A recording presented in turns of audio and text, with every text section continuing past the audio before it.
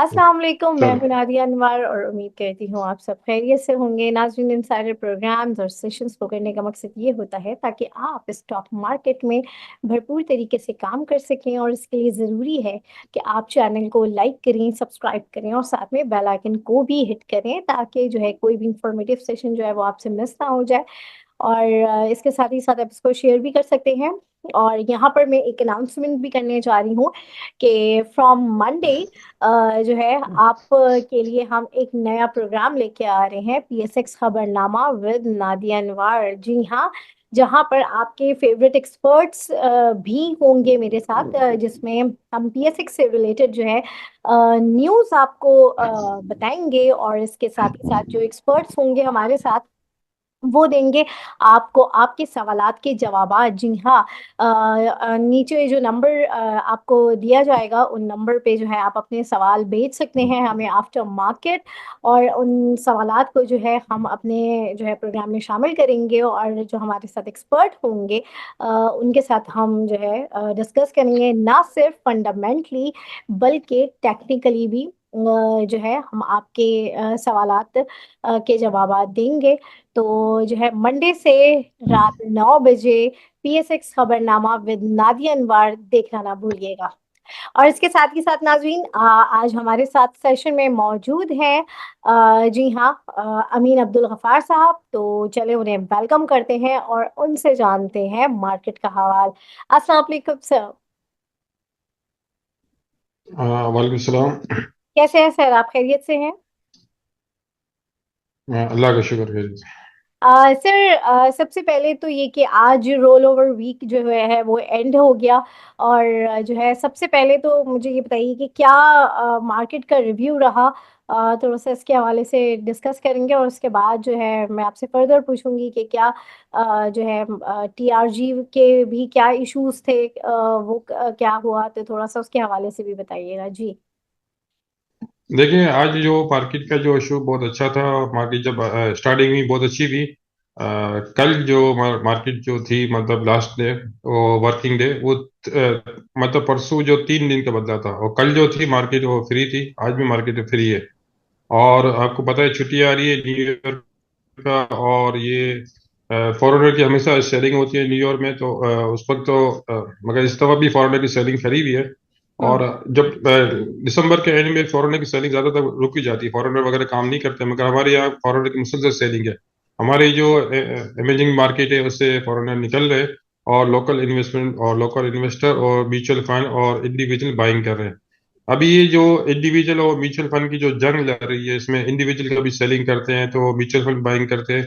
मगर जब mutual fund buying करते हैं तो मार्केट बॉडी स्ट्रांगली होती है, इंडिविजुअल की सेलिंग से कुछ फर्क नहीं पड़ता। मगर जब म्यूचुअल फंड सेलिंग करते हैं तो इंडिविजुअल इसको संभाल नहीं सकते, मार्केट डाउन हो जाती है।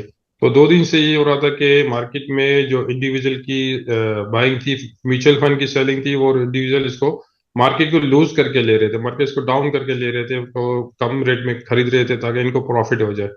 आज आप देखा कि म्यूचुअल फंड भी कुछ बाएंगे, अदर अदर अदरवाइज की मतलब कुछ बाएंगे, कुछ बैंकिंग सेक्टर की बाएंगे, इंश्योरेंस की कुछ सेलिंग है, फॉरेन की जो सेलिंग है वो भी कम है। तो ज्यादातर जो प्रेशर था ऑयल एंड गैस के ऊपर था।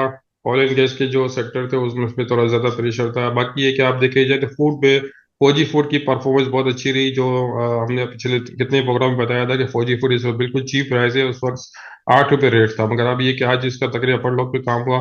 और एक दूसरी आइटम जो हाजी साहब ने बताई थी, चना टेक्सटाइल, वो भी ऊपर लॉक हुआ। और मेरी जो अपनी फेवरेट आइटम है, आपको हमेशा मैं आपको ये बता रहा हूँ कि TRG में इसको काम करे। कल भी आपने देखा पूरी मार्केट 1500 पॉइंट डाउन थी, और कितनी आइटम डाउन थी, और TRG अपर लॉक के करीब था, बल्कि अपर लॉक ही लगा हुआ था। आज भी TRG ने अपनी 75 की अपनी हाई बनाया रेडी के अंदर, और मतलब 73 के कुछ अबाउट क्लोजिंग आई। तो मुझे ये लग रहा है कि ये इजीली टारगेट 90 रुपीज का है, और अदरवाइज ये अदरवाइज बहुत लंबी तेजी है। अगर इनका इलेक्शन का कुछ मसला हल हो जाता है, इलेक्शन की डेट आ जाती है TRG की, तो TRG आपको 120 में भी नहीं मिलेगा। और TRG में ये जो हमारे जो लोकल जो हमारे जो रूमर फैलाते हैं, और जो फेक न्यूज़ वगैरह फैलाते हैं गवर्नमेंट के खिलाफ या फिर इंटेलिजेंस एजेंसी के खिलाफ, जो डेटा जो रूमर होती है, इनको भी कंट्रोल करने के लिए TRG को ठेका दे दिया, काम दे दिया गया है कि इनको इन फेक न्यूज़ को, और ये जो अदरवाइज मतलब मुल्क के जो खिलाफ जो न्यूज़ चलती है, इदारे के खिलाफ उसको रिकवर करे, उसमें जो न्यूज़ फैला रहा है उनको तक रसाई हो। तो टीआरजी वो सॉफ्टवेयर बना रहा है कि जो न्यूज़ वगैरह को, फेक न्यूज़ या कोई सी अदरवाइज न्यूज़ आएगी जो हुकूमत के खिलाफ या मुल्क के खिलाफ होगी, इसको ट्रेस कर ले। तो ये टीआरजी को बहुत बड़ा एक लोकल काम मिल गया। इसके अलावा इनकी बहुत सारी, इनकी जो सॉफ्टवेयर कंपनी है अमेरिका के अंदर लिस्टिंग है, वो भी बहुत अच्छी परफॉर्मेंस कर रही है। ज्यादातर ये जो टीआरजी का जो इशू था, ये इलेक्शन में जो इनका जो अमेरिका के अंदर जो सेक्शन लगी थी उसकी वजह से टीआरजी की डाउन हो गया था। मगर अब लग रहा है कि उसका मसला हल हो रहा है, और जैसे इलेक्शन की डेट आएगी आप देखें, इसका इंशाल्लाह 100 के ऊपर ट्रेड करेगा। बाकी अदरवाइज मार्केट देखें, ऑयल ऑयल एंड गैस की, तो ये भी बहुत अच्छी है। ऑयल सेक्टर बहुत अच्छी है क्योंकि म्यूचुअल फंड है उनका, तो रिडम्पशन भी आ जाती है। और दूसरा है कि साल के आखिर में गेन टैक्स का भी इशू आ जाता है, तो बहुत बड़ा गेन टैक्स लग जाता है, तो ये थोड़ी सेलिंग भी करते हैं। कुछ कैश भी हाथ में है, कैश हैंड भी इनके हाथ में होता है, ताकि वो अगर इनको जो इनके अकाउंट होल्डर म्यूचुअल फंड के, उनको भी कुछ डिविडेंड वगैरह दे सके। और इनका बहुत अच्छा रिटर्न आता है म्यूचुअल फंड का। और दूसरी, ये गेन टैक्स में भी इनको टैक्स देने में आसानी हो, और कुछ कम टैक्स हो जाए। बहुत ज्यादा टैक्स हो जाता है तो फिर अगले साल के लिए पता नहीं कैसी परफॉर्मेंस हो। बहरहाल जब तक ये गवर्नमेंट है, जब तक मार्केट के अंदर तेजी है, इसके बाद अगर गवर्नमेंट जाती है तो फिर मार्केट संभलेगी नहीं, बल्कि हमारा रुपया भी नहीं संभलेगा, रुपया भी बहुत ज्यादा डाउन हो जाएगा। सही। अच्छा, थोड़ा सा बैंकिंग सेक्टर के हवाले से बताइए कि इस वक्त दिसंबर क्लोजिंग है, इस वक्त बैंकिंग सेक्टर में क्या कोई नई रैली बन सकती है? थोड़ा सा बैंकिंग सेक्टर को एक्सप्लेन करें। देखें, बैंकिंग सेक्टर के अंदर तो इनका रिजल्ट का सीजन है, और इनमें पे आउट वगैरह के अच्छी चांसेस है। और दूसरा है कि आरडी जो गवर्नमेंट ने जो बड़ी बड़ी जो फंड है, इन पे जो बैंक के अंदर डिपॉजिट रखा हैं, इनके ऊपर टैक्सेस वगैरह लगाने का इशू किया, तो वहां से डिपॉजिट कुछ निकल रही है। और ये जो डिपॉजिट निकल रही है वो म्यूचुअल फंड के थ्रू स्टॉक मार्केट में इन्वेस्टमेंट हो रही है। और इसमें ये जरूरी नहीं है कि सिर्फ दूसरी सेक्टर हो, सीमेंट सेक्टर हो, स्टील सेक्टर हो और ऑयल सेक्टर हो, बल्कि बैंकिंग सेक्टर के भी शेयर खरीद रहे हैं। कुछ ऐसी कंपनियां हैं जो अपनी जो बैंक की है, वो जो अपना बहुत बड़ा फंड था, वो भी अपने अपने शेयर खरीद रही है। क्योंकि इस वक्त जो इंडेक्स को आप देखा जाए तो रेट वाइज है ना, मार्केट काफी चीप प्राइस पे मार्केट को कवर करने के लिए, और इंडेक्स को कवर करने के लिए हर आइटम के अंदर रेट अच्छे होने चाहिए। इस वक्त जो ग्रुप इन्वॉल्व है मार्केट के अंदर, अगर वो देख रहा है कि किसी कंपनी की होल्डिंग मार्केट में ज्यादा है, तो फिर उसको टेक ओवर कर लेता है, उसको कैच कर लेगा, और डायरेक्टर को बोलेगा आप फारिग हो जाओ, क्योंकि आपकी होल्डिंग हमने कर ली है। तो ये भी एक इशू है। तो इस वक्त जो मार्केट के अंदर लिक्विडिटी काफी मौजूद है, तो हर कंपनी वाले चाहते हैं कि हम अपने रेट, अपनी कंपनी के शेयर को ऊपर करें, माने डाउन करेंगे तो फिर हमारे खिलाफ कोई ना कोई दूसरा ग्रुप आ जाएगा, हमारे शेयरों को टेक ओवर कर लेगा। तो ये भी एक इशू है। तो इसमें डायरेक्टर की भी कोशिश होती है कि वो अच्छे से अच्छा रिजल्ट दे। एक सीजन होता है कि हमेशा जब अच्छे सीजन मार्केट में तेजी होती है तो रिजल्ट भी अच्छे आते हैं, जैसी मंदी होती है तो रिजल्ट भी बुरे आते हैं। ये हमेशा के मार्केट का ट्रेंड है, पाकिस्तान की बदनसीबी है। हालांकि ऐसा होता नहीं है कि कंपनी को लॉस हो जाए, स्टॉक मार्केट गिर जाए, मगर ये कि यहाँ पे इसका इशू बना जाता है कि क्राइसिस है।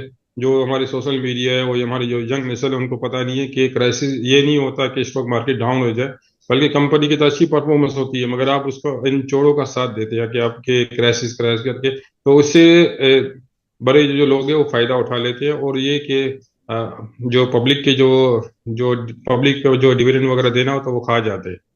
तो मैं इनसे, जी। जो अपने यंग यंग से यही मैं गुजारिश करता हूँ कि ऐसा काम करे कि नेगेटिव में ना जाए, पॉजिटिव में चले, क्योंकि नेगेटिव से आपको कुछ फायदा नहीं होगा, बिल्कुल नुकसान होगा, बड़े लोगों को फायदा होगा। और नेगेटिव से उसको सब चीजों को एक किस्म के हाईजेक कर लेते या हजम कर जाते, पता नहीं चलता उसको।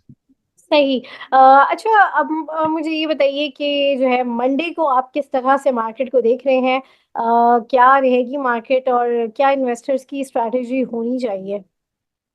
देखिए, मार्केट की जो क्लोजिंग बहुत अच्छी आई है। आपने देखा कि रेडी फ्यूचर के अंदर, और बल्कि जो फ्यूचर कॉन्ट्रैक्ट के अंदर, रेडी रेडी के अंदर छोटी छोटी आइटम, मतलब 60-70 रुपये वाले आइटम के अंदर 1.5 से 2 रुपये का फर्क है। इसका हम्म। मतलब है कि फ्यूचर के अंदर लोगों ने बहुत बड़ी बाइंग की हुई है इस वक्त, और उनको तेजी लग रही है। और जो जी। मतलब ये जो मार्केट का जो बदला होता है, वो मतलब इस वक्त 2% से भी ज्यादा है, क्योंकि इंटरेस्ट रेट कम है, तो बदला भी कम होना चाहिए। मगर मार्केट में जो डिफरेंस है रेडी फ्यूचर का बहुत ज्यादा है, क्योंकि फ्यूचर के अंदर लोगों ने अपनी बड़ी पोजीशन बनाई हुई है, और इनको लग रहा है कि मार्केट आगे जाके तेज होगी। तो परसों भी, कल भी यही हुआ था कि 1500 पॉइंट मार्केट के अंदर भी रेडी फ्यूचर के अंदर एक एक रुपए का फर्क था दिसंबर कॉन्ट्रैक्ट के अंदर, जो हालांकि सही। 2 दिन, एक दिन बाकी था। तो फिर भी उसमें लोगों ने बड़ी इस पर मजबूत पोजीशन ली हुई थी, जिसका इनको रिजल्ट मिल गया। जो एक रुपए का फर्क था उनको वहां से 3-4 रुपए गेन हो गए। तो जिस तरह दिसंबर के अंदर भी यही हो रहा है कि पौने 2 रुपए फर्क चल रहा है। तो ये कि इनको लग रहा है कि आगे जाके रेडी के अंदर शेयर भी बढ़ जाएंगे, तो जैसे फ्यूचर के अंदर भी बढ़ जाएंगे, तो इनकी सप्लाई और इनका मतलब जो डिमांड ज्यादा हो गई है फ्यूचर कॉन्ट्रैक्ट के अंदर, तो इससे लग रहा है कि मार्केट आगे जाके तेज होगी। बाकी ये कि इंडिविजुअल की थोड़ी सेलिंग आ गई है, और इंडिविजुअल का मतलब एक इतना मार्केट के अंदर ज्यादा होल्ड नहीं है। अगर इंडिविजुअल के ज्यादा होल्ड होता है तो फिर ये इसको मार्केट को संभाल नहीं सकते, जैसे मैंने पहले भी कहा। मगर म्यूचुअल फंड की बाइंग आ रही है तो ये मार्केट के लिए बहुत अच्छी साइन है। सही। अच्छा, और सबसे आखिर में मोस्ट इम्पॉर्टेंट पार्ट के टॉप पिक क्या होंगी, कौन से आइटम हैं जो आपको लग रहे हैं बहुत अच्छे, जैसे अभी आपने शुरू में कहा कि डीआरजी आपने सजेस्ट किया था, और जो है इसी तरीके का कोई बहुत ही ज़बरदस्त किस्म का जो है आइटम जो है वो आप हमारे नाज़रीन को बताएं आज। देखिए, पीआरजी तो मोस्ट फेवरेट आइटम है। और ये इंशाल्लाह आपको बहुत अनकरीब आपको 50 रुपए की नोट दी जाएगी, 50 रुपीज आपको मिल जाएंगे उसमें से। हम्म। और ये कि दूसरी के स्मॉल आइटम में हबीब इंश्योरेंस बहुत अच्छी है। एक कंपनी है दादा भाई सीमेंट, जिसका डिफॉल्टर काउंटर्स में चल रही है, जिसके 6 रुपए के रेट है। और इसमें ये कि इस दूसरे ग्रुप ने इसको टेक ओवर कर लिया, पॉपुलर ग्रुप ने, जो उस पर बाकायदा इस पे वर्किंग वर्किंग शुरू हो गई है इन कंपनी को स्टार्ट करने के लिए। वर्किंग शुरू कर दी है। और दूसरा है कि पॉपुलर ग्रुप का इमाम शोकी है। मतलब ये कि बहुत अच्छा नाइस आदमी है, और ये मार्केट को चलाने भी जानता है। और स्टॉक जब ये डिफॉल्टर से निकल जाएगी कंपनी, तो इस एक सेल से 5 से 10 रुपए हो जाएगी। बाकी बैंकिंग सेक्टर के अंदर जो रिजल्ट है उसमें छोटी बैंक ऑफ पंजाब बहुत अच्छी है, हबीब बैंक बहुत अच्छी है, एमसीबी अच्छी है। एमसीबी हबीब बैंक के अंदर आपको जो पे आउट है वो फ्री हो जाएगा। जो बाकी है कि बैंक ऑफ पंजाब के अंदर आपको बहुत अच्छा गेन हो सकता है, कि चीप प्राइस है उसमें, आपको डबल का इसमें चांसेस है। सही। बिल्कुल, बहुत शुक्रिया अमीन भाई आपका। और जो है नाज़रीन, यहाँ पर जो है मैं सेशन से इजाज़त लूंगी। इंशाल्लाह आप लोगों से फिर मुलाकात होगी, तब तक के लिए अल्लाह हाफिज़।